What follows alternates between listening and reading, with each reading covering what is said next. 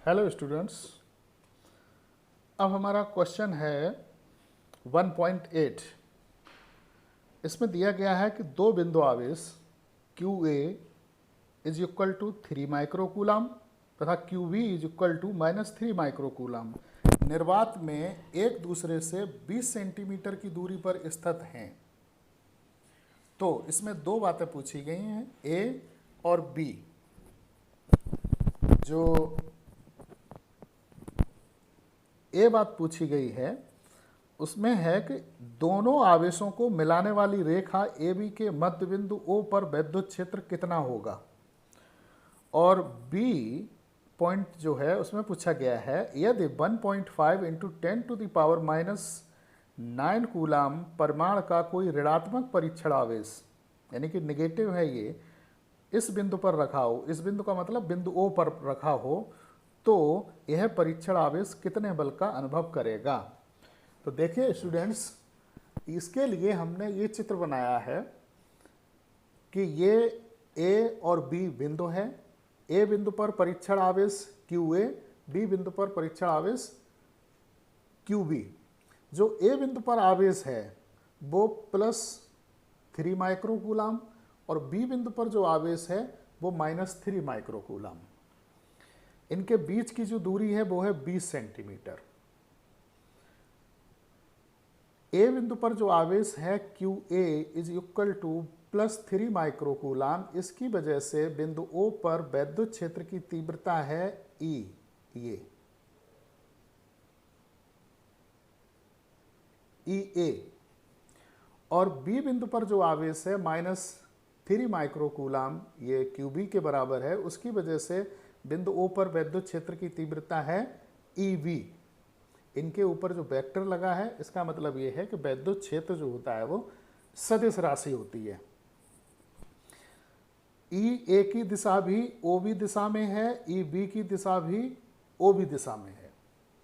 कारण ये है कि वैद्युत क्षेत्र सदैव पॉजिटिव से नेगेटिव की तरफ होता है, इसलिए 3 माइक्रोकूलम आवेश की वजह से बिंदु ओ पर वैद्युत क्षेत्र की तीव्रता ई ए की दिशा क्या होगी, ओ बी दिशा में, या कह लीजिए ए ओ के अनुदिश या ओ बी के अनुदिश। और बी बिंदु पर जो आवेश है -3 माइक्रोकूलम, इसकी वजह से भी बिंदु ओ पर वैद्युत क्षेत्र की तीव्रता होगी ई बी, वो भी ओ बी के अनुदिश, क्योंकि वैद्युत क्षेत्र सदैव पॉजिटिव से निगेटिव की तरफ होता है। अब देखिए, ए बिंदु पर आवेश क्यू ए बराबर 3 माइक्रोकूलम अर्थात 3 × 10⁻⁶ कूलम। बी बिंदु पर क्यू बी बराबर -3 माइक्रोकूलम, तो 3 × 10⁻⁶ कूलम। बीच की दूरी आर बराबर 20 सेंटीमीटर यानी कि 20 × 10⁻² मीटर, या आर बराबर हम इसको ऐसे भी लिख सकते हैं। अब हम बीच की दूरी निकालना चाहते हैं ओ से ए के लिए, ओ से बी के लिए, तो इसकी आर की आधी हो जाएगी, तो ओ ए बराबर ओ बी बराबर r/2 यानी कि 0.2/2 यानी कि 0.1। ये जो है ये आर बराबर है 20 सेंटीमीटर। ठीक है। अब देखिए, पहली बात जो इसमें पूछी है, सवाल ये है, पहला जो ए पॉइंट है कि ए बिंदु पर आवेश जो है और बी बिंदु पर जो आवेश है, इन दोनों की वजह से कुल वैद्युत क्षेत्र बिंदु ओ पर कितना होगा।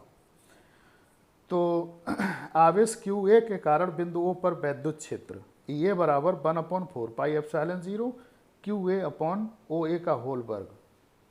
ये आप ऐसे समझ सकते हैं, यहाँ समझिए, इसमें वैद्युत क्षेत्र की तीव्रता के दो सूत्र होते हैं, ई बराबर F/Q0।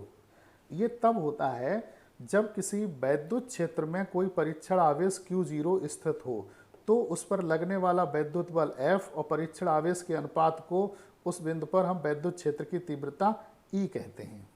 और किसी बिंदु आवेश के कारण किसी बिंदु पर वैद्युत क्षेत्र की तीव्रता E बराबर 1/4πε0 Q/r² न्यूटन प्रति कूलम। इसका मात्रक भी न्यूटन प्रति कूलम। तो ये वाला सूत्र इस्तेमाल हुआ है। तो ये बराबर 1/4πε0 क्यू ए अपॉन ओ ए का होल वर्ग। तो ये बराबर 9.0 × 10⁹ ये क्यू ए बराबर है 3 माइक्रोकूलाम अपॉन 0.1 का होल वर्ग। 9.0 इंटू 10⁻⁹ 3 माइक्रोकूलाम है तो 3 × 10⁻⁻⁶ और 0.1 का वर्ग करेंगे तो 0.01 मात्रक वही न्यूटन प्रति कूलाम। 9 का हमने 3 में गुणा कर दिया, 27 हो गया। 10⁻+9 है और 10⁻, ये -6 है तो 10⁻+3 बचा और 0.01 को लिख सकते हैं 10⁻⁻2। तो ये हो गया 27 × 10⁻³ × 10⁻2 या ये बराबर 2.7 × 10⁻6 लिख सकते हैं। 10⁻2 और 10⁻3 ये 10⁻5 हो गया, इसमें एक दशमलव ले लिया तो 2.7 × 10⁻6 न्यूटन प्रति कूलाम ए ओ दिशा में। ओके। इसी तरीके से आवेश Q3 के कारण बिंदुओं पर वैद्युत क्षेत्र की तीव्रता EB बराबर 1/4πε0 QB/OB का होल स्क्वायर न्यूटन प्रति कूलाम या 9.0 × 10⁻9 हमने इसका वैल्यू रख दिया। QB 3 × 10⁻6 0.1 का होल वर्ग मात्रक न्यूटन प्रति कूलाम। ये क्या किया, 9 × 27 इंटू 10⁻9 प्लस का है और 10⁻6 है तो 10⁻+3 बचा और इसका वर्ग करेंगे तो 0.01 हो जाएगा। अब इस 0.01 से पिछले स्टेप में हमने 10⁻2 लिख दिया था, वैसा न करके क्या कर दिया, इसकी वजह से हम इस पर 2 बिंदी बढ़ा सकते हैं और ये दशमलव खत्म हो जाएगा। तो ये हो गया 2700 × 10⁻3। अब 1 2 3 अंक इधर हम दशमलव लगा दें तो 2.7 × 10⁻6 न्यूटन प्रति कूलाम, ये भी OB दिशा में।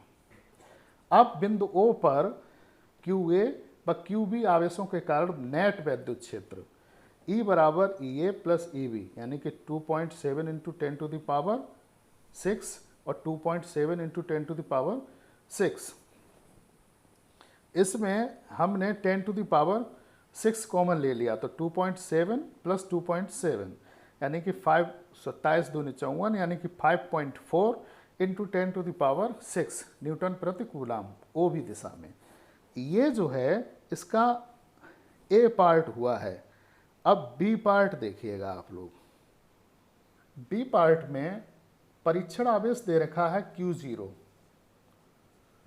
-1.5 × 10⁻, कितना है, -9 कूलाम और वैद्युत क्षेत्र E बराबर अभी निकाला है, ये देखिए 5.4 × 10⁻6 तो 5.4 × 10⁻6 न्यूटन प्रति कूलाम। वैद्युत बल पूछा है F बराबर क्वेश्चन मार्क। तो सूत्र E बराबर F/Q0 से, इधर आ जाइए, F बराबर अगर निकालेंगे तो ये हो जाएगा Q0 × E। Q0 है -1.5 × 10⁻, कितना, -9 इंटू, ये अभी निकाला है 5.4 × 10⁻6 मात्रक न्यूटन हो जाएगा। चलिए देखते हैं, इसका इसमें मल्टीप्लाई कर दीजिए, 15 चौकू 60 और 15 पंजे 75 और 6 81 दशमलव यहाँ पे 8.1 × 10⁻³ न्यूटन, ये है F बराबर। ओके, यहाँ हम लिख देंगे, जहाँ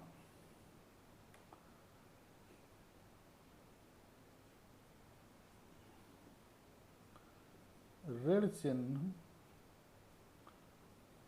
यहाँ दर्शाता है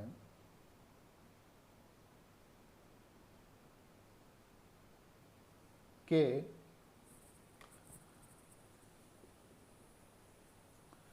वैद्युत बल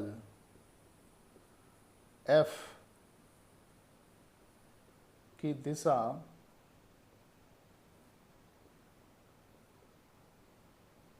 वैद्युत क्षेत्र E की दिशा के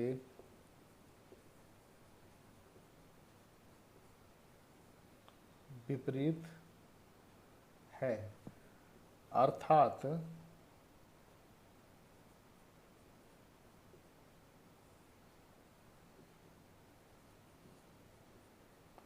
वैद्युत क्षेत्र OA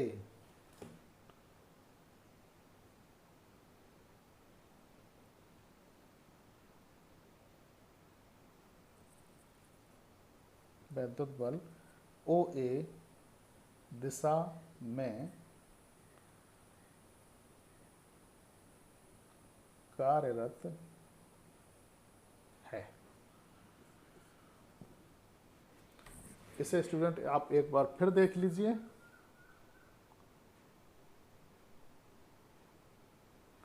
इसे नोट भी करना है, इसे अपने नोट्स पर लिख लीजिएगा। फिर यहाँ से